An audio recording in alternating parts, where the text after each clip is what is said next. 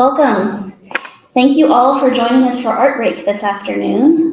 Before we begin, just a quick announcement about an event that we have coming up this Thursday evening. Together with the Ladies Library Association, the KIA will be co-hosting an artful evening on the artwork of Michigan lithographer Betty Beebe. There will be a reception in the lobby at 5:30, and the event will start in the auditorium at 6. This is a free event, and if you're interested, please feel free to grab a flyer from our table over here, or to check out the event on our website. And there are also flyers for other upcoming events as well, so please make sure that you check out the exciting things that are happening here at the KIA. So today we have a very special program planned for you, featuring 3 members of the curatorial team behind Legendary Voices, Art for the Next Century. I'm pleased to welcome Rehema Barber, Director of Curatorial Affairs at the KIA, Katherine Ransbottom, our Associate Curator of Collections and Exhibitions, and Dr. James Denison, Postdoctoral Fellow at the KIA and Kalamazoo College. Following their presentation here in the auditorium, we invite you all to join us for an exhibition walkthrough in the galleries led by this wonderful team.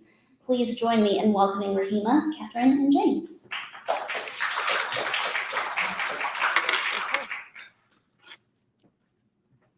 I had pressed this button. Okay. She said hold it. Yeah. Does it work? No. Hello. Oh, yeah. You'll get that one. All right. Hi. How is everyone? Good afternoon. Thank you so much for joining us. We have a lot to talk about, but we're also going to go into the galleries a little bit later.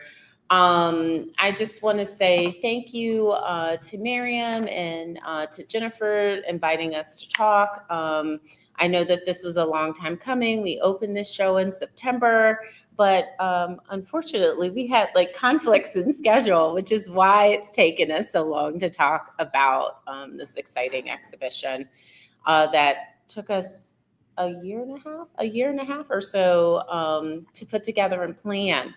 And so I think that what we want to do is just take you through and give you sort of a brief idea of how we came up with the show itself, and then talk a little bit about the design, and then we'll get right into a couple of the works, and then we'll take you in the galleries, because we obviously love to be in the galleries in front of the artworks. And for those of you joining us online, welcome and thank you.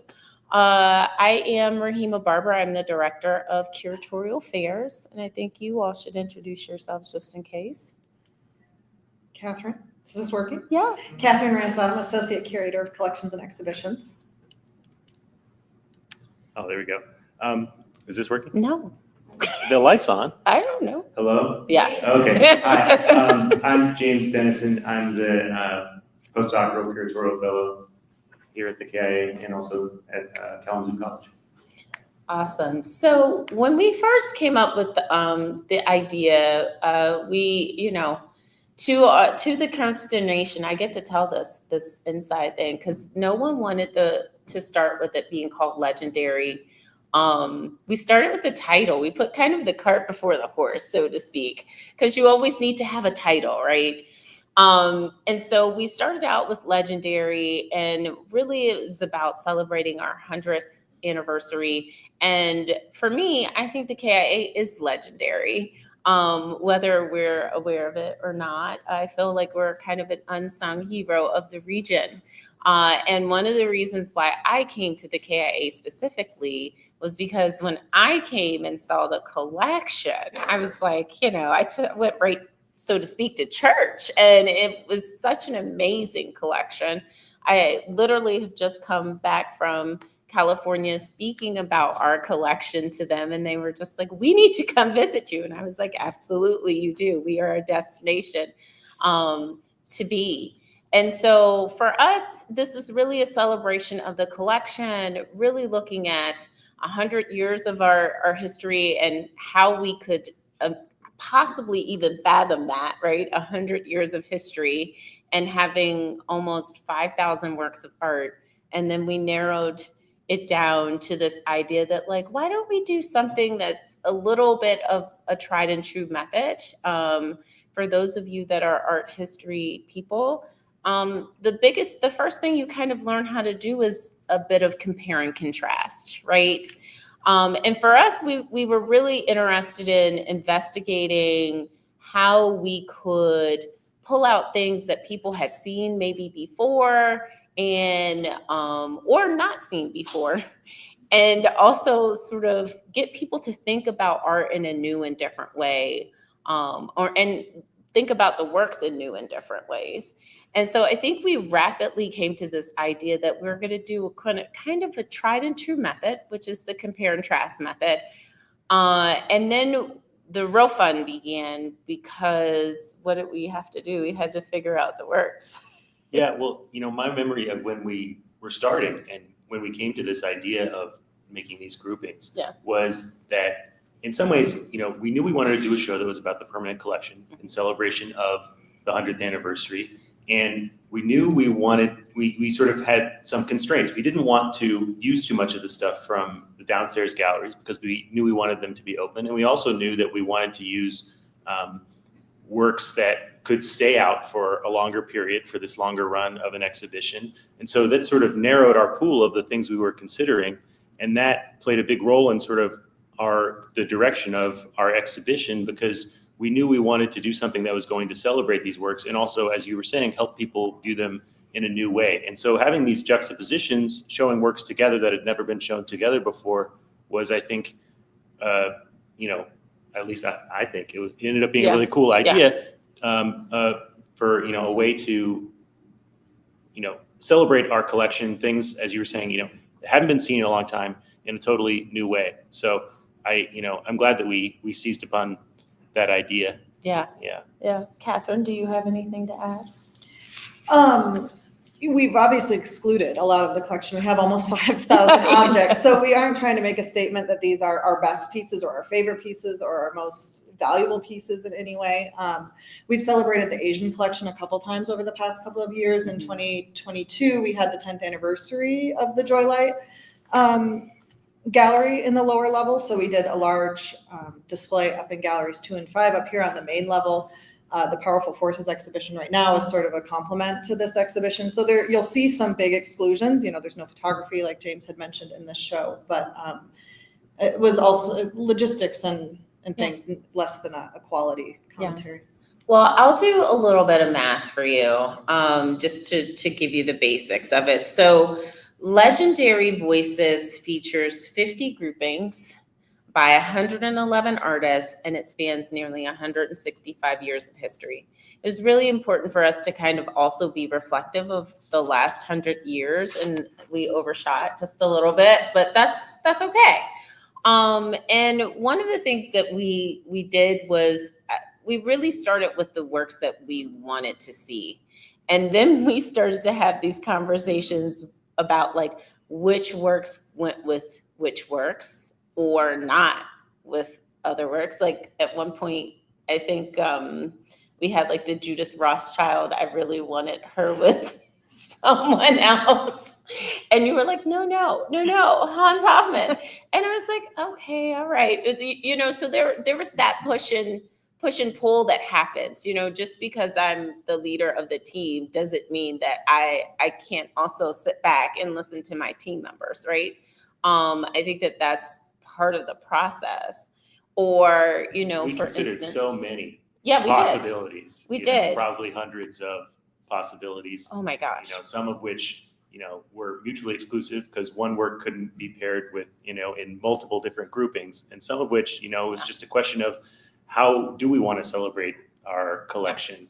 Yeah. Is our focus on showing all the different types of work in our collection, showcasing local artists along with national artists and international artists that we have in our collection, right? There were all these different considerations. And then eventually we, as we'll talk about more, we came to figure out that we wanted to organize the show into these different groupings. And then that became a concern as well, as sort of like, okay, how can we balance these different themes across the show? Yeah.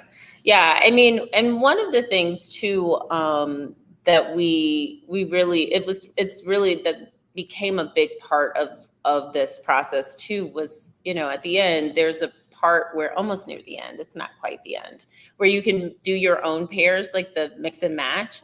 And honestly, I can't even look at that board because without thinking like, oh, I could have done that pair or this pair. I don't know how you all feel about it, but I remember when we hung the O'Brien and the, oh my goodness, the Gordon Newton, and Katherine said, we could have hung that with, and I was just like, don't say it, please don't. Because we did go through so much conversation about what works we wanted to see together and what was the story we wanted them to tell. Because if you notice, each of the works has these sort of extended narratives, which we don't typically do. But we really wanted people to get an opportunity to kind of see what we were thinking about, but also then take it to the next level for themselves. And then we also incorporated Artie as kind of, there's like a little mini exhibition within the exhibition, because you'll see Artie featured prominently on some of the labels as well, because we wanted to make sure that families and children felt like they had a place within the show as well. So with that being said, we're at, okay, I'm sorry, I should look at my own things. We didn't go through the concept and design. I should probably have said something about Flutter Wow. So one of the other reasons why we, thank you. One of the other reasons why we did this show in the way we did it is we knew it was a big 100th anniversary show, but we also wanted to work with a designer for the show.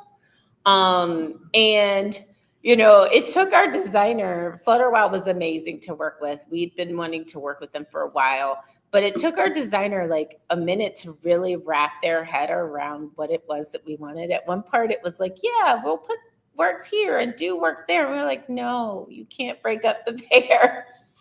And I think that they found that kind of challenging. But then eventually we kind of got to it that we wanted distinct colors for each section, that we wanted people to understand that like these pairings were our offerings, but that honestly there could be other pairings, there could be other possibilities, which is, do we see it in there? No, we don't see it. But when you walk through this show, you'll see windows that were deliberately built, and it was really about being able to sort of frame different perspectives and different parts of the show for people, depending upon where they sort of chose to navigate. So it's a little bit of fun and playfulness. We also hung really, really oddly. You'll see some things that are hung sort of salon style, but then you also see some things that are hung really high, much higher than we would normally hang them. Or you'll see, like for instance, some of the eyes in the portraiture section, those align. Like our designer really was like, yeah, we should make the eyes align. And we're like, okay, maybe we'll go with that. And I think in some places it works really well because it's about, lining up these different aspects that you see within the works themselves. I think, two of the things that Jason really seized on from our ideas for the show and implemented in his design, one was a sense of, our hope to help people see the collection anew. Mm-hmm. And I think that's what inspired a lot of these unusual hanging techniques, unusual arrangement of, pedestals and walls. Yeah. And that was a big part of it. And then the other one I think he really seized upon was our idea of this being a conversation with our community members who would come to see the show. I know this, this unusual pedestal that you see here, originally it was designed around the idea of this being like a conversation chair where people are facing one another in a pair of chairs. And even though, that might not be totally obvious as you look at it now, I think a lot of the whole exhibition, especially in terms of its design, is rooted around this idea of conversation. A lot of our labels are intended to prompt conversations and ask people to, think about their own perspectives on these works. We've presented them with pairings, but in a way, they're just the jumping off point to invite people to, consider their own relationship or their own thoughts about these works and how we've connected them with one another. Absolutely. Do you have any? No? Okay. So that brings us to exhibition contents. So of course we talk about There's a pairings. typo up there. Is there? Did I I've do got it? 101 from another project we're working on that maybe hasn't been publicly announced yet, so that number is incorrect. It's okay. But a teaser. It's okay. It's you know.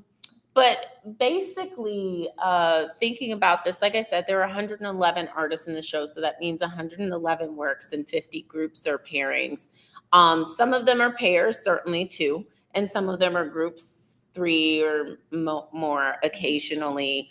I would say I also probably really advocated for like maybe throwing in a couple of trios. Just because there were just moments where I was like, I really don't want to separate these. I really see these together because they had so much resonance for me. But one of the things that we did, going back to what James said, is once we got these groupings and pairs, we really started to see themes come out. And so there are 4 themes: mining history, which delves into historical context and past experiences, right?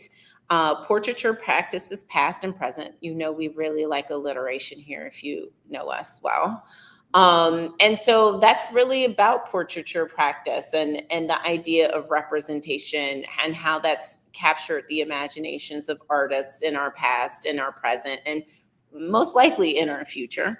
Innovations in American art really looks at abstraction and experimental techniques. We kind of go into op art. We're really looking at sort of that post-war period when the U.S. kind of dominates American art, like contemporary art of that time. And really at this point is what most art historians would say, like it's a truly American art movement that happens here after the post-war. And then finally, we have scenes from American life, and that brings art brothers together that reflect the tapestry of the American experience, from recent history to distant past. And the thing that's really lovely, and I think I've already said this, is that anything could actually go in any section. So there were times, like for instance, we have the Howard Hodgkins, that's in portraiture practices. But certainly at one point we had that could have been in innovations in, innovations in the innovation section where you see more abstraction. Or for instance, you see portraits, which you're going to talk about in a second, in mining histories. So we really came along with the themes as a way to sort of guide people through the show, but we also understood that the works themselves would also have this overlap and overflow, which is why the show is organized in the way it is. Yeah, so we'll go through the different sections of the show, and I think, when we were trying to decide what the sections were going to be, our real goal was to, we were looking at all these possibilities. We had developed all these ideas for pairings and groupings already, and we were sort of trying to understand, okay, what are some of the through lines that connect the sort of connections that we are already making between, smaller groups of objects. And one of the ones that I kept coming back to, maybe this is, in some sense might reflect what I'm really interested in, like what is the relevance of the past to our present. But I think we also saw that there are a lot of artists in our collection, artists working throughout the 20th, 21st centuries, especially, who were really interested in understanding, the relevance of the past to their own lives. And I think at the beginning, what inspired this was I saw a lot of artists in our collection that were really interested in art history and trying to make contemporary artwork that engaged with, past practices, sometimes in the very distant past even. So what we eventually found was that there were a lot of artists in our collection who were doing work that connected to different pasts from all around the world, whether that's, ancient Africa or ancient Greece, medieval and Renaissance Europe, the Civil War era, in the United States. There are all these different ways in which artists were engaging with the past. And so I think we sort of took this section as an opportunity to invite people to connect with all these different artists that were doing that, but also to consider, their own engagement with the past, what the past meant to them, how it could be inspirational, how it could haunt us. In a way, I think this is sort of the most sort of art historically nerdy section, but I think that it's really fun, and it was really fun to work on. So to show what we're talking about, here's one of the examples. It's right at the front of the show. If you've been in there, you have inevitably run straight into it when you go through the main doors. And I think that this is a grouping that has a really concrete connection, which is that these are three different artists from the last few decades who were all inspired by medieval and Renaissance portraiture from Western Europe. And they do that in different ways. The two on the left, the Wessel and Schadler, they're both using tempera paint, which is a very technically challenging type of paint that was much more popular in the late medieval and early Renaissance eras, and was sort of outmoded by oil paint after that. So they're sort of returning to this archaic, much more difficult form of painting, technique of painting in their work. The Schadler painting is actually based on the idea of a wedding portrait that would have, was something that wealthy people often gave to future husbands in the Renaissance era in Europe. So it's supposed to sort of be a promise of what kind of portrait or what kind of wife this woman's going to be. There's some details in it that are sort of subtly modern. It's actually a reflection of Schadler herself and what her interests were. So in some ways, she's sort of subverting that tradition. Wessel is engaging with ancient Greek mythology through its invocation of Cassiopeia, which of course was something that a lot of people in the Renaissance were doing. You also notice that the portrait has gilding on it, which is something that is supposed to recall medieval gilding in a lot of Christian icons and Christian artwork. And then on the right, we have Martha Erlenbacher, and hers, I think, is sort of showing the sort of focus on personality. Part of what made the portraiture such an important thing that happened during the Renaissance was that it went along with a sort of increased focus on individuality that was permeating society during this time. And I think this sort of focus on confidence and display through clothing is something that Erlenbacher was picking up on in perhaps a somewhat subtler way than the other two artists. So three different sorts of connections to the Renaissance, but they all have this shared sort of interest in echoing some of the practices of Renaissance portraitists. So that's what drew these three together. And then conversely, in this section, we're looking at contemporary history too, right? So this trio really explores issues of injustice in America. The Rollins piece, which is at the center from 2003, is after Ralph Ellison's Invisible Man. And his practice really worked with, at the time, he was working with students from the South Bronx. And so the declarative power, like I think about this not only from the perspective of African-American masculinity, because, if you're familiar with Ralph Ellison's novel, it's really about a man and his visibility or invisibility within American society, right? And then juxtaposed with Kota Izawa's piece, which documents Colin Kaepernick, who was a former quarterback for the 49ers, and just the moment of when he began protesting police violence, really, again, sort of shows this sort of singular moment in a very team-oriented sport, right? It's about patriotism, but then it's also about this moment that this person has been captured, and this heroic figure looks quite small in it, right? And then juxtaposed with Brent Harris's diasporic spirit, Originally when I saw this piece, I really thought about Nkisi and Kandi figures. Those are Congo power figures. They're used to in sealing agreements, right? So you have let's say you're doing some sort of land agreement or you have a dispute. You have these power figures where then a nail is hammered into it to sort of seal the deal, to say there's no more discord, or that we're in agreement to move forward in this way that we've stated, right? So there's this idea that these images are looking at the individual, but also the collective in a way that I really enjoy quite a bit. And then the more I looked at Brent Harris's work, the more I started to see, instead of this sort of torso figure, I started to see the figure of an upraised fist sort of emerge the more I looked at it, which we know has been used as a symbol of resistance and in the past. And so for me, when I looked at this particular trio, I really wanted to invoke a moment in which we know that our history will be marked in this contemporary moment, but also think about it from the perspective of history, right?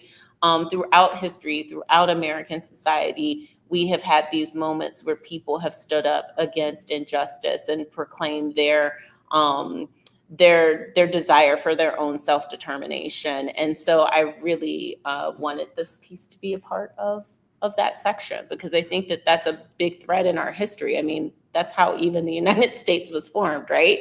With our desire for our own self-determination.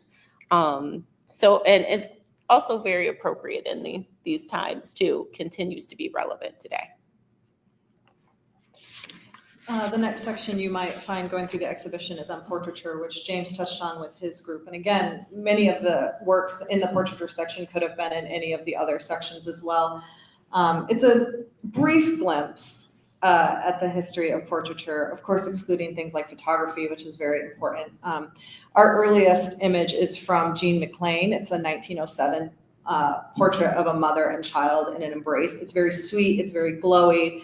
It not only realistically depicts the two sitters, but it also is a commentary on sort of just the lovely characteristics and feeling of motherly love, which is going to be very different than someone like Mary Abbott, who's a mid-20th century painter, very active in abstract expressionists, and her portraits, blend figurative and abstract works, and she takes a much different approach to sort of showing a character of a sitter.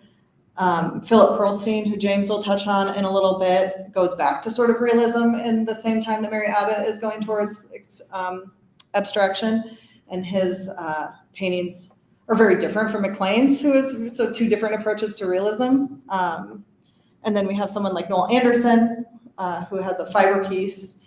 That is a new acquisition. It's the first time we are able to show it, and he works with a very traditional art form in the weaving techniques, but manipulates images before they go on to the weavers that he uses, and he really speaks to social commentary and identity of those pieces. Mm-hmm.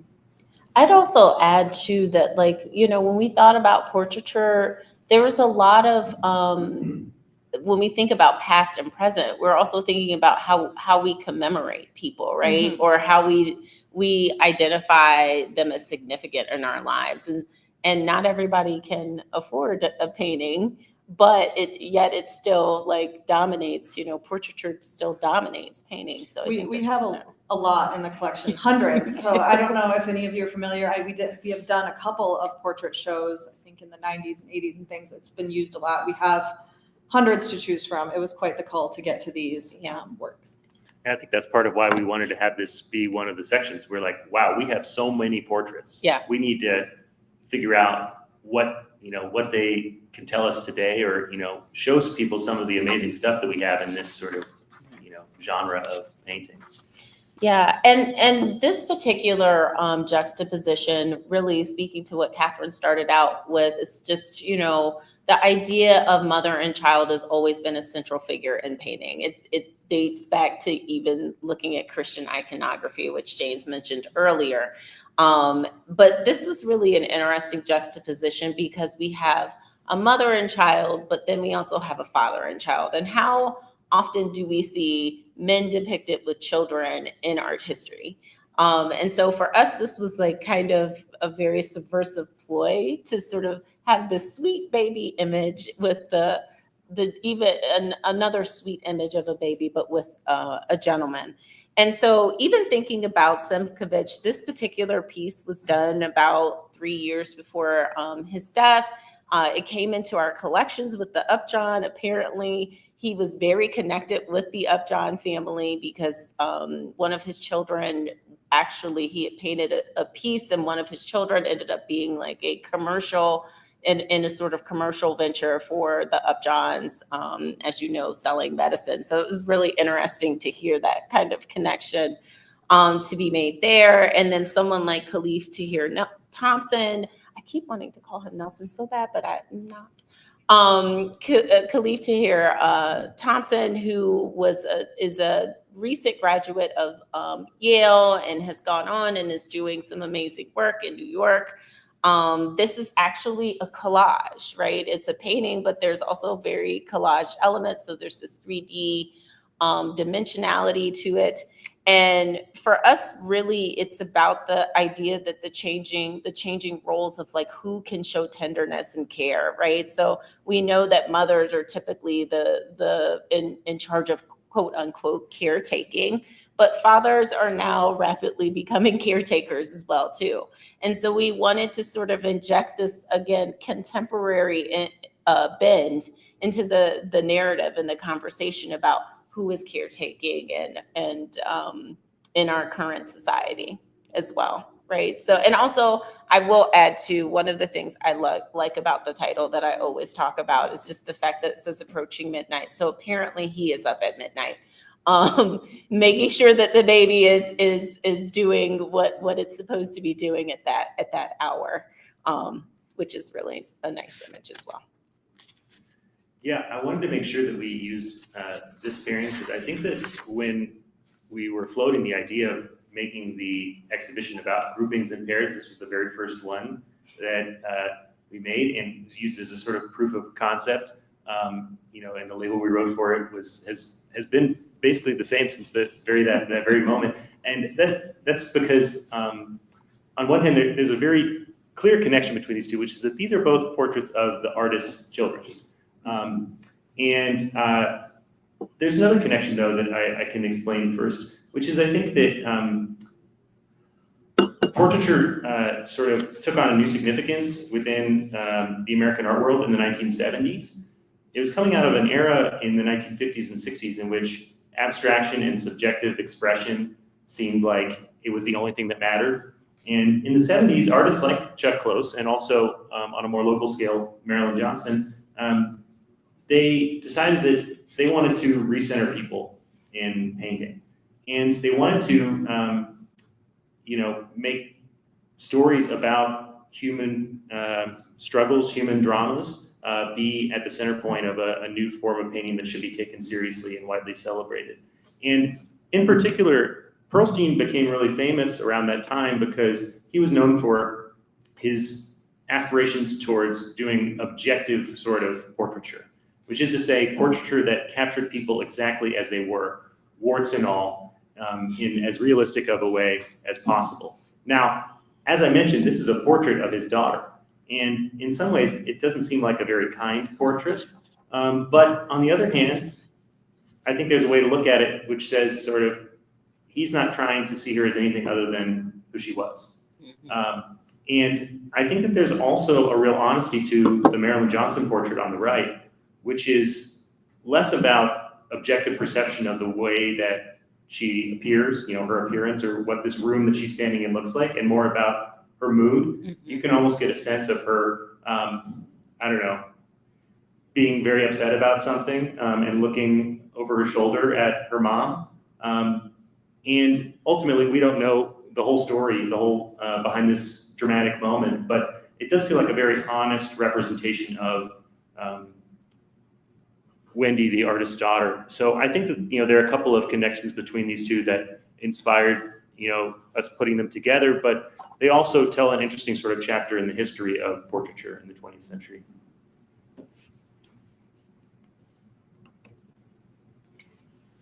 So as I started out with, the KIA has a very strong collection of abstraction. So this section really is talking about abstraction, minimalism, conceptualist art, and op art. Really looking at those as being innovations in American art. Again, like I said, this was a very unique time period after the war when I like to think of this period as a time when artists invited viewers to actually engage in a different way, and actually in a more playful way with their work. And so, in innovations in American art, which to me is one of the galleries where I think you see a lot more funky hangs, so to speak. I would call them funky hangs. We're actually playing around with the paintings at this point, right? We're playing with the paintings, we're playing with viewer perception, and we're also being very playful with how it's installed, right? So when you go into the gallery, you'll see there's like one wall, and in my opinion, every time I see that this main wall where you see the Gerald Ian straight on when you're coming up the stairs, it's kind of a wall that takes your breath away because there's so much happening on that wall.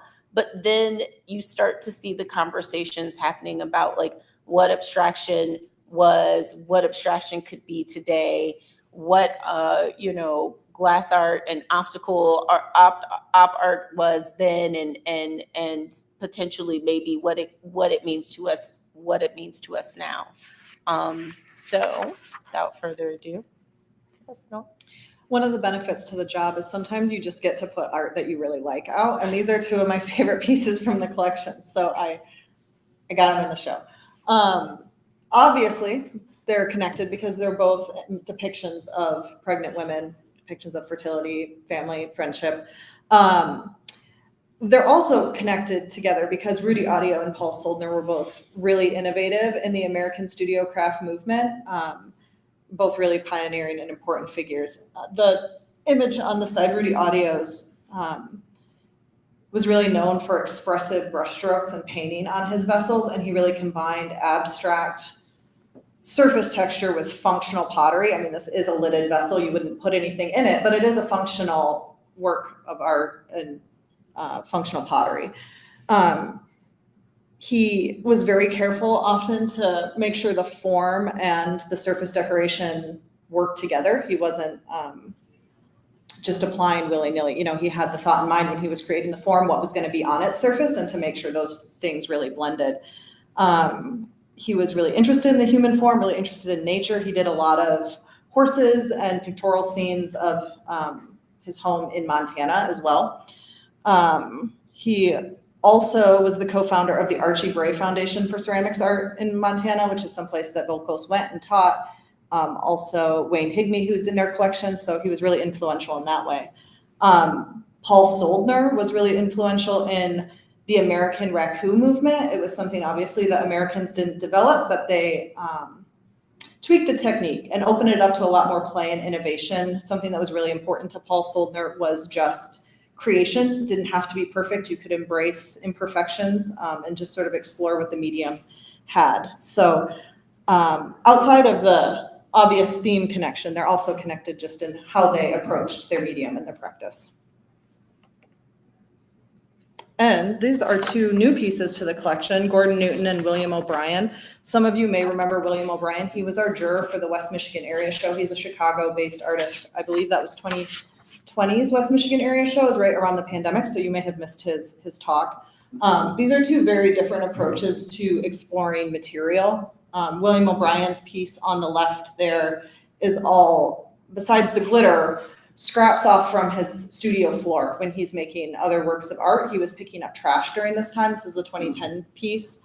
And then creating what he was seeing as altars. He grew up in a religious family in Ohio, but he's also a gay man, so that was a struggle for him in many ways. So he still took some of those pieces. He says he'd still work and have mantras that he'd repeat and sort of a meditative practice that he would use that he sort of got from his Catholic upbringing, but then create these altar pieces. Gordon Newton was a big figure in the Cass Corridor in Detroit in the 70s, 80s, and 90s. He also worked with found objects, but spoke to more of an urban decay. So it's more of an external environment and an internal environment that's happening here, using found objects and detritus and materials. Oh, is it supposed to be me? I think it is. I'm happy to. So that's not what we wrote down in the schedule. Did we But not? I don't Okay, well, I can do no, it no, no. since I we all want I'm to ready. do it. Okay, well, you do it. So this section, I think, was, in a way, the portraiture and abstract sections in this section, they were all inspired by the fact that we knew and we saw as we were thinking about what to put in the show, that we had a couple of huge bodies of work that seemed like the, strength of the collection, and we're constituting a huge proportion of what we have in our museum collection. And one of those bodies of work was what we would call regionalist painting from the 1920s through 50s, which are, paintings that are often representing rural areas, especially in the Midwest, but areas of the United States that people were really keen in the first half of the 20th century to celebrate as, they were keen to celebrate local cultures, local customs, the unique geography of the United States as part of, a way of celebrating the country as a whole. And so we knew we wanted to do something with this regionalist body of work. And eventually what we did was, I think we wanted to represent some of this traditional regionalist painting, but also include works by painters who were maybe bucking conventions of regionalism. And also, thinking about other tactics, other ways of representing the American nation that, we saw from other artists in our work. So if the regionalist paintings in our collection were sort of the starting point, they weren't, exclusively the thing that we had here in this section. So in a way, this section encompasses a breadth of different tactics or ways of thinking about how to represent the United States and places within it. So we can share a couple of examples. Oh, so this, when you're an art history teacher, the number one problem you have with slideshows is that they fail to adequately convey differences in scale. And that's really what this pairing is all about, is a difference in scale. So the painting on the left is probably about, this big, maybe? And the painting on the right is, not that much smaller than it appears up there. So it's quite large, several feet wide and tall. And sort of the idea behind this pairing was to talk about the role of scale when we are talking, because it played a huge role in mid to late 19th century landscape painting in the United States. So a lot of what was really popular amongst painters in the United States in the 1860s, 70s, 80s, 90s was making these vast landscape paintings that could give people a sense of the incredible beauty, the grand scale, and at least supposedly the incredible opportunity and supposed emptiness of the American nation. And so paintings like the one on the right give you a sense of this grandness of the American landscape. And I think that there's an extent to which if you only spent a little bit of time learning about landscape period or landscape painting from this period in American history, that's probably what you would mostly learn about. But the truth is that there were a lot of different landscape practices in the mid to late 19th century in the United States. And a lot of the paintings that were made that represented the land in the United States were much smaller and had less grand aspirations. So not only were landscape paintings a feature not just of the grand manners of the wealthiest members of U.S. society or the fancy museums that were emerging in the late 19th century in the United States, but they were also things that people hung in more modest homes. And often those paintings were more modest and they communicated differently through much smaller scale. So you can imagine looking at this landscape painting on the left, but reckoning with the fact that it's only a few inches wide and tall. It gives a much different effect. It invites you to sort of squint at it, to check out the little details, to celebrate the great skill of the painter in making such a tiny little painting with so much detail. So for that reason, I think, more so probably than any other group in the show, I would invite you all to go check out this pairing in person across the hall. Well, to James's point about this particular section, it ends on a note about American creativity. And, this is one of those pairings, Max Weber and Sandra Fisher. Max Weber, who's a Russian-born Jewish-American painter. He was responsible for introducing Cubism to the U.S., blending Matisse and Cézanne into his abstracted interiors and landscapes. This is somewhat an abstraction here. And what's really interesting is for me, these are two different forms of creativity, right? So one is a musical evening. This is presumably maybe could be, right? Either a teacher and a student or a mother and a daughter. We don't know, but what we do know is that it's a musical evening, which is, it brings me back to my days when I played the violin and my mother would say, like, bring out your violin. And I'd be like, oh God, this is going to be horrible, right? But I think about it from that perspective. That's the image that's conjured to my mind, something really very personal about, what music does, right? But what we do know too is that music is very healing and is just another form of artistic expression. Whereas with Sandra Fisher's Bob Wisdom and Ruth Gibson, this was done a couple of years. Of course, I selected the artists that right before they died. I'm just recognizing this, that apparently I have an obsession with people right on the precipice of their demise. That's sorry about that. But here you're thinking about someone like Sandra Fisher. Bob Wisdom is someone that I want to say he played on. He's an actor from The Wire, if you're familiar with that particular show. But here they're preparing for Othello, right? They're preparing for a Shakespearean play. You see them in this moment of practice, right? They're in the in-between stages of what it takes to actually do this big presentation on stage before audience. It's an intimate moment. So these two pieces are about these intimate moments. One, maybe this could be a very public display, right? The musical evening, or maybe it's a practice for another evening that will be had, or a recital or something else. Whereas you see something like Sandra Fisher and Bob Wisdom's piece where they're at the precipice of the performance, right? They're in preparation for this incredible moment of heightened creativity. And I think that that's an interesting juxtaposition that we start to end with in that particular section. And actually with the ending of the show itself, we're really starting to think about these sort of individualized activities that have led to American creativity. And that, I want to say, really does conclude the end of our slide presentation. If you have questions that we can answer, we'd love to take those for you, or we can go in and talk more about some of the art in the galleries. You have Thank you. about 5,000 pieces. Where are they stored, and how did you physically go through these 5,000 pieces to figure out what ones you wanted to use, or did you just have them defined, or how did that work physically? Well, we can't tell you where the storage is, because if we tell you where storage is, then we have to, Anyways, I'm just teasing. I'm teasing. We have storage here on site. And anyone, well, they know me. Whenever I go down to storage, I'm always pulling out racks, and they're Yeah.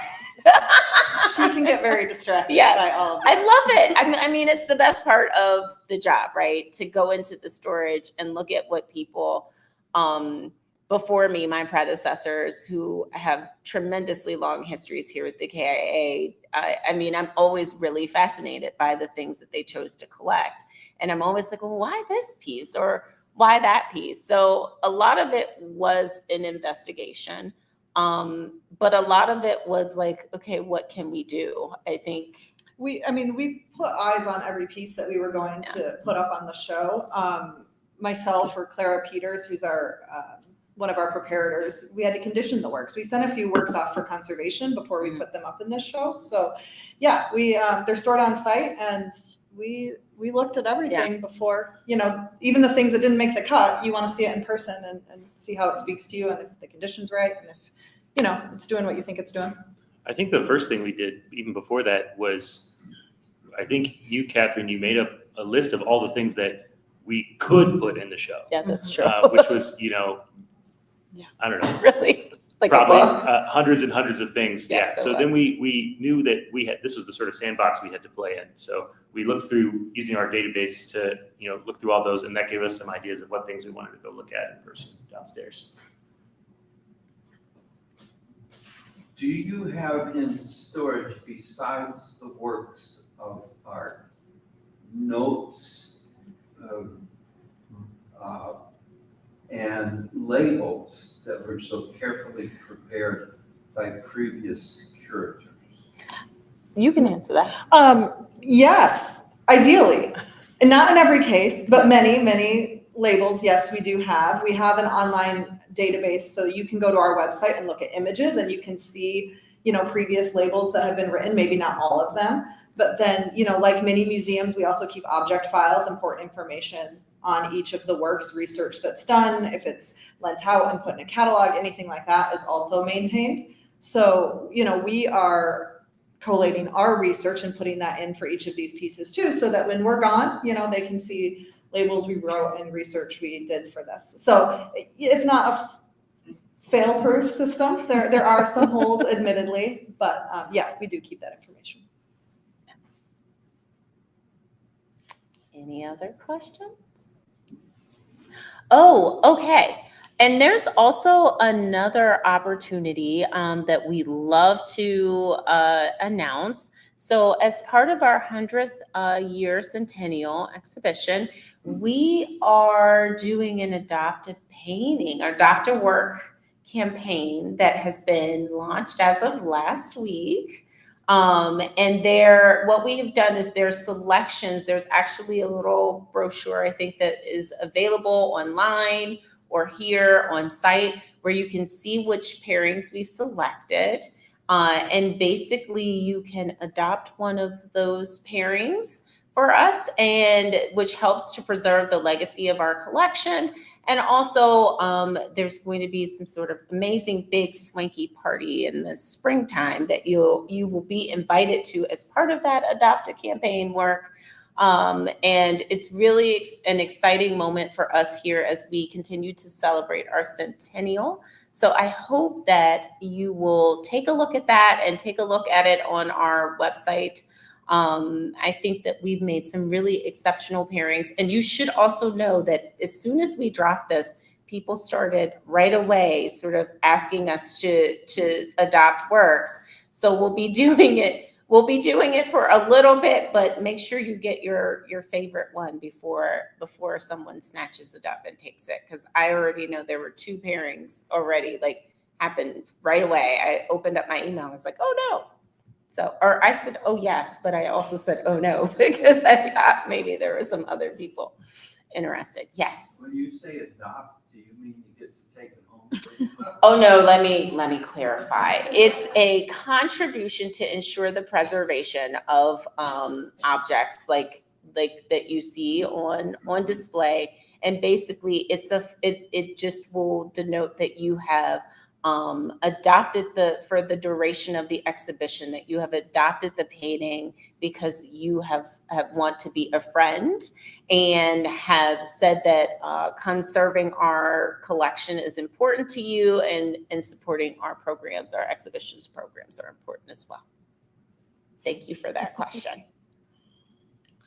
So yeah, we only talked about 8 pairs, but there's 42 more across 42 the more. hallway. So I would invite you all to come over there with us. We'll be standing around at different parts of the galleries, so you can look around and ask us questions if you want. And if you're watching online, you can come check out those other 42 pairs in person sometime soon. Yes, please do. Don't forget, it's up through February 19th, right? I don't know. No, February 6th.